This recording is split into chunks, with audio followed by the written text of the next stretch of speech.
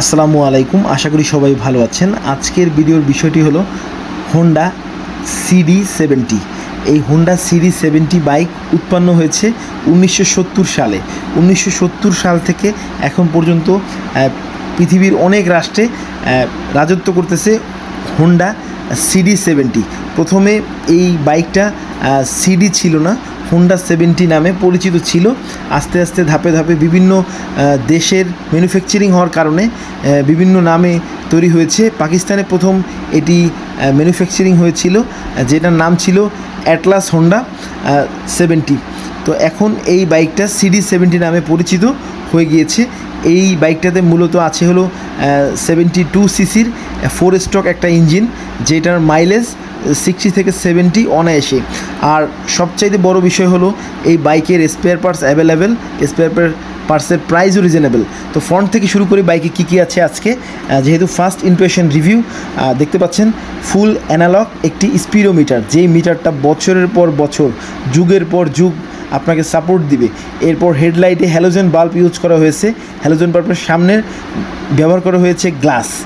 আমাদের higher CC বাইকগুলোতে এখন দেখি আমরা চাচ ইউজ করা হয়, যে কারণে মোছা দিলে স্ক্র্যাচ পড়ে যায়।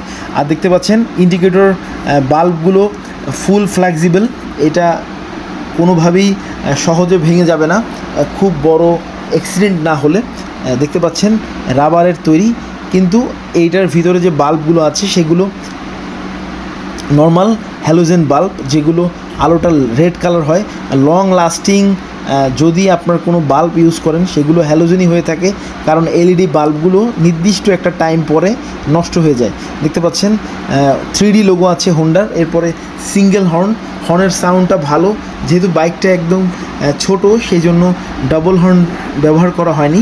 দেখতে পাচ্ছেন ফ্রন্টের হাব এখনও কত স্মুথ, দেখতে পাচ্ছেন। এইটা এই ড্রাম ব্রেকের ক্যাপাসিটি ভালো, যেহেতু বাইকটা লাইট ওয়েটের একটি বাইক, সেই জন্য এটাতে ডিস্ক ব্রেক ব্যবহার করা হয়নি। আর এই ড্রাম ব্রেক বছরের পর বছর, মাসের পর মাস খুব ভালো সার্ভিস দিচ্ছে। দেখতে পাচ্ছেন ফুল ক্রোম ফিনিশ রিম, যেটার স্প্রোকের দেখতে পাচ্ছেন স্প্রোকের নাটগুলো ফুল মেটালের, যে কারণে লং লাস্টিং করবে। আর টায়ারটা ছোটো সাইজের একটি টায়ার, যেহেতু এটা 70 সিসি বাইক, সেই জন্য ফ্যাট টায়ার দিলে এটার ফুয়েল কনজামশনটা বেশি হবে। সব কিছু চিন্তা করে এক কথায় বলবো আমি, প্যাকেজ যারা এই বাইকগুলো কিনছেন বা কেনার চিন্তা করতেছেন তারা অবশ্যই ডিসক্রিপশন বক্সে জানাবেন, আমি হেল্প করবো আপনাদেরকে এরকম নতুন চকচকে বাইক দেওয়ার জন্য ইনশাআল্লাহ। তো দেখতে পাচ্ছেন CD70, আর পেইন্ট কোয়ালিটি অসাধারণ, যেহেতু এটা নতুন গ্রাফিক্সে লঞ্চ হয়েছে সেই জন্য পেইন্ট কোয়ালিটি খুব ভালো করা হয়েছে। স্টিকার লাগানোর পরে এরপর স্টিকারের উপর থেকে হার্ডনার দেওয়া হয়েছে, যেটাকে শাইনিং বলা হয়। শাইনিং এটা নর্মালি কার থেকে শুরু করে বিভিন্ন বাস, যেগুলো লাক্সারিয়াস কার থাকে সেগুলোতে এরকম হার্ডনার বা শাইনিং স্প্রে ব্যবহার করা হয়। শাইনিং স্প্রে ব্যবহার করার কারণে এটার লুকসটাই চকচকে হয়ে গিয়েছে, এক কথায় গ্লোসি ফিনিশ চলে আসছে। দেখতে পাচ্ছেন CD70 লেখা আছে সাইড কভারে, আর CD70 লেখাটা কিন্তু খুব অ্যাট্রাকটিভ আমার কাছে লাগতেছে, কারণ সাইড কভারে এটা ছোট করে লেখা না, খুব বড় আকারেই লেখা, প্রায় 8 ইঞ্চি হবে এই স্টিকারের সাইজ। CD70 শুধু CD70 লেখাটা দেখতে পাচ্ছেন। ফুল মেটালের ট্যাঙ্ক পাচ্ছেন।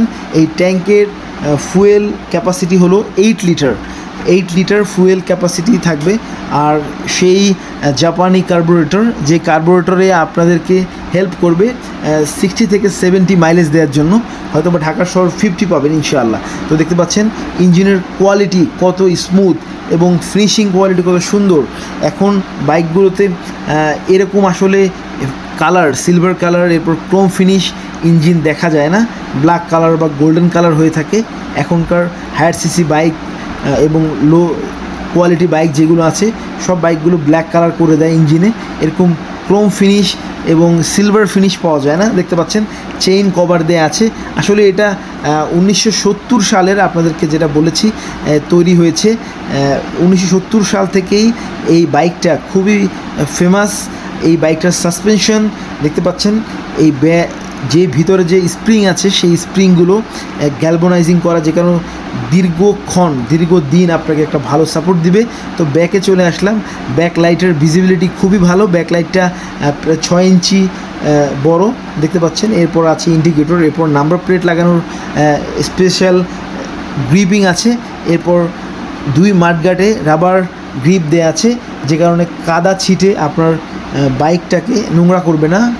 দেখতে পাচ্ছেন এটা হলো পিছনের ড্রাম ব্রেক, আর পিছনের ড্রাম ব্রেকটা খুবই ভালো এই হোন্ডা CD70 দেখতে পাচ্ছেন। চাকাগুলো দেয়া হয়েছে আপনার মোটামুটি ভালো কোয়ালিটির টায়ার। আর এই সাইলেন্সারটা আমি বলবো অসাধারণ, কারণ সেই 1970 সালের উৎপাদন বাইকগুলোতেও এখনও সাইলেন্সার এক্সজস্ট ক্রোম ফিনিশ সুন্দর দেখা যায়। দেখতে পাচ্ছেন এটাতে সিঙ্গেল প্লাগ ইউজ করা হয়েছে।